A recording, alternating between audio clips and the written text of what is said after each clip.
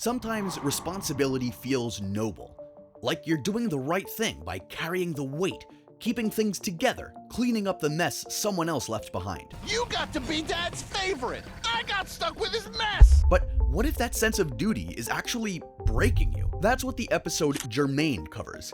It's not just about family, it's about the roles we accept without question and the ways that they shape us until we forget who we were before them. You could have left any time. I know!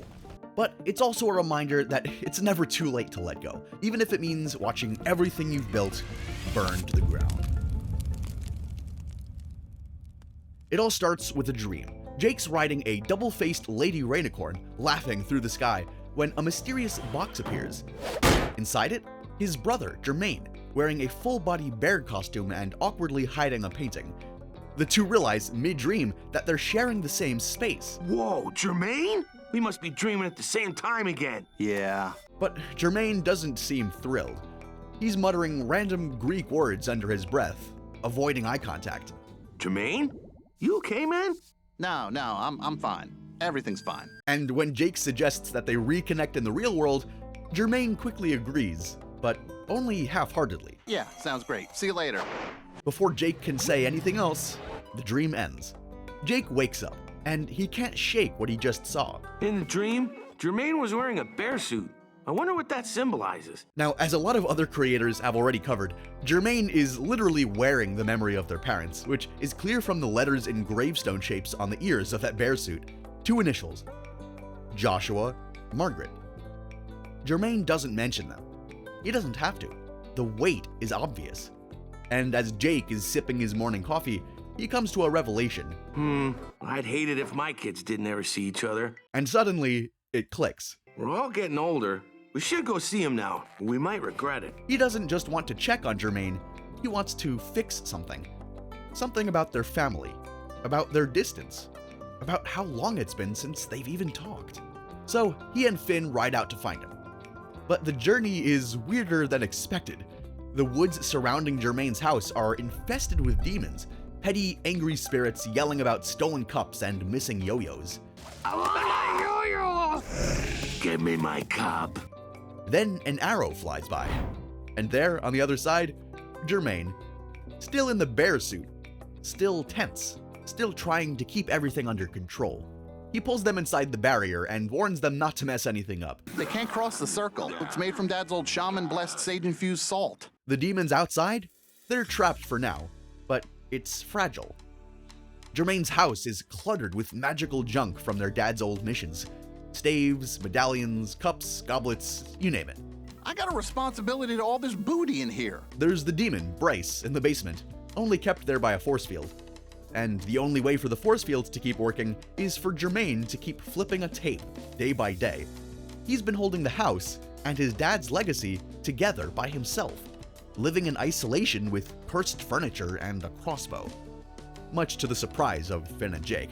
Dude, you can't live like this. This isn't going to be the reunion Jake had hoped for. Because his brother isn't just tired, he's bitter. Bitter because he's the one who stayed, the one who took care of everything, the one who gave up his life for his father, because someone had to. Jermaine just brushes that off though. I don't need a plan B. I'm responsible. And now Jake, the brother who got to run off and be a hero, is standing in his house, smiling, acting like everything's fine. This is resentment with a polite face. And behind that, the buried truth. Responsibility didn't make Jermaine strong. It broke him. Nevertheless, he offers his brothers dinner. You guys want fried rice or something? I can make fried rice. But as a gesture of brotherhood, Jake offers to make it for them. They gather around the only chair at the dinner table. Jermaine sits, and for a second, he allows himself to rest. Two brothers. Two brothers. But that peace doesn't last, even though the fried rice Jake made is amazing. Dang, dude, this fried rice destroys. The way it was prepared wasn't just with love. It unknowingly turned into their father's recipe, one prepared with a special ingredient. Sesame oil and salt. That's weird. I haven't had salt in like 5 years. He realizes, but too late. I snoozed a little from outside. Why? Just like that, the salt barrier is broken. The demons breach. They fight back the invader, Ghostbuster style, and barely win. But Jermaine doesn't celebrate. Awesome, dude, we won! I didn't win. When do I win? And here it all comes out. He doesn't want Jake's approval. He wants to be seen, to be heard. Must be nice to be so special you can go off and find your own fancy ways. Jake and Finn, they got to be the special ones, living in a treehouse, going on adventures, cracking jokes. Special guys 1 and 2 win every day. Cracking jokes, reading foodie mags in your Tree Town funhouse. But Jermaine, he stayed behind. He sacrificed and devoted his entire life to guard their father's leftovers, cursed objects, dangerous furniture, and magical junk no one else wanted. Meanwhile, I gotta stay here and watch Dad's trashy booty because I never stretched into the sky and farted on the wings of a falcon, I guess. That's the trap of responsibility. It starts noble, it ends as self-erasure. It wasn't fair. Oof! Think I don't want a cushy treehouse life? So he punches Jake in the face, over and over again. You got to be Dad's favorite. I got stuck with his mess. Come on, Dad didn't have a favorite. But this isn't about fairness. It's about grief. Grief over a life Jermaine never let himself live. He didn't get stuck with their father's mess. He chose it. Not consciously, not proudly, but because he felt like someone had to. And Jermaine didn't know how to be someone else. That's what makes it hurt. He didn't stay because he was strong. He stayed because he was afraid of what leaving might mean. That it would make him selfish, ungrateful, unloving. So he stayed, quietly building his identity around responsibility, around duty. But it didn't make him noble, it made him bitter. That's something so many people can relate to, especially older siblings, caregivers, or anyone who grew up too fast. You're praised for being the reliable one, the one who cleans up, steps up, holds it together. But slowly, your own needs begin to rot. Because you're the reliable one, you feel like your parents' attention and love isn't devoted to you. You're left to take care of yourself, something you've shown to be very capable of. And that sibling that didn't show that reliability, they get that extra care, that extra little bit of attention that looks like love, like favoritism. You convince yourself that you don't care about it, you don't need joy, you don't even need rest. You just need to hold the line. Not even for yourself, but for your parents. And Jermaine held it for years. And now Jake, the carefree one, the favorite who stepped in his dad's adventurous shoes, is standing in the middle of the life Jermaine built from ashes, telling him it's okay to let go. Of course he is. But Jake hits him back. Not with punches, but with the truth. You could have left any time. I know! That line? It's not about Jake. It's about Jermaine finally admitting the truth. That he knew. Deep down, he always knew.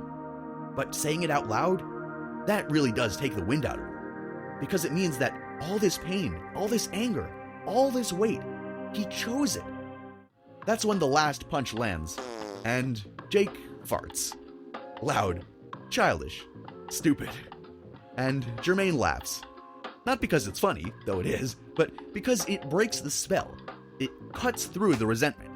And in that moment, he sees the room around him, not as a temple to his father or a fortress of control, but as a burning, chaotic mess of his own making. Oh man, I've really built my own cage. That's the truth he's been avoiding. That's the cost of shouldering too much.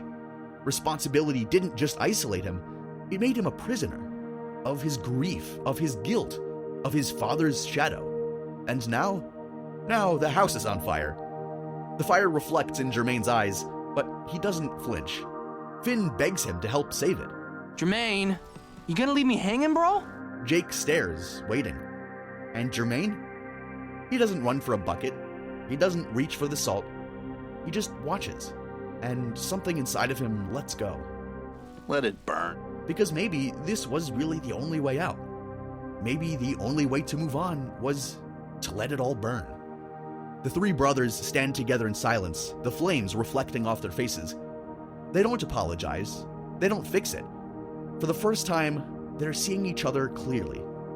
Jermaine's not the responsible one. Jake's not the free one. They're just brothers, caught in the roles life gave them, trying to find a way forward. The screen fades to black. But the story doesn't end there. The next morning, Finn kneels where the salt line used to be. The salt line got broken. Where'd all the D's go? And Jake, The brother who once symbolized freedom without reflection says something simple. Maybe with their stuff gone, they had no reason to stay. And that's the quiet brilliance of this ending. The house wasn't just trapping Jermaine, it was trapping the demons too. Get my cup, Ariel. Please, dude. You get it. I need my DAT tapes. I can't fit through that hole, Ariel. Ah! The Salt Circle kept the chaos out, but it also kept the past in. And now that the old responsibilities are gone, so are the ghosts. Not because they were defeated, but because they were released. And just when it feels like closure, the past comes knocking one more time. Jermaine remembers the tape, the one thing still holding Bryce, the demon, in the basement, in place. He digs through the rubble in a panic, because even now, even after everything, old habits die hard. But when Bryce emerges, coughing, cracked, and free, it's not fire or fury that follows. It's laughter, banter, dumb jokes. I sound cool. He's still a demon, sure, still full of edge and angst. But now he's walking in sunlight, and Jermaine lets him. He throws away the match. The one that used to keep time, the one that used to keep control. And for the first time, Jermaine walks alongside someone, instead of trying to contain them. That's the real ending. Not the fire, not the breakdown, but the decision to meet people where they are, instead of who and where you need them to be. And the final image? Jermaine wearing the bear costume, one ear still burning. A reminder that even when we let go, some memories stay with us. Some weight remains. But that's okay, because letting go doesn't mean forgetting. It just means you're finally free to walk forward without carrying the entire house on your back. And if that hits you hard, then you're not alone.